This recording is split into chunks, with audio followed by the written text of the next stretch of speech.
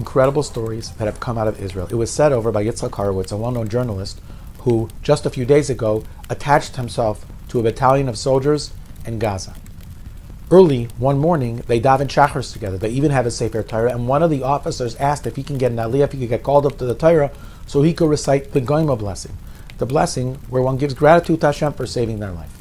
After davening, he goes over to Yitzchak Horowitz and he says, "You can't imagine how many miracles we experienced, but here's the one that takes the cake." He says, "We paused. We were in the refugee camp called Poshati, and we're sitting there and we're eating lunch." Now, I don't know if any of you know this, but one of the standard issues in the Israeli army are these little cans of tuna and oil. They're barely edible. So what do soldiers usually do? Not in wartime. They take a match, they put it inside of the little can, the oil catches on fire and it smokes the tuna. This is standard to anyone that's been in the army. This soldier is so used to doing this from the past. Pulls out his little can of tuna, he throws a match inside of it, and the whole thing flares up.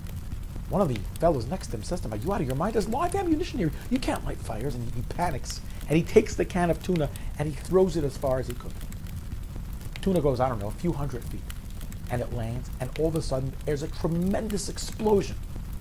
All the soldiers quickly take their guns and they aim it on the spot where the explosion is, and they start shooting in that area. When there was a lull in the shooting, they see a white flag coming out from underneath the ground. Hamas terrorist, a militant, with his hands up in the air. And a whole bunch of them follow through.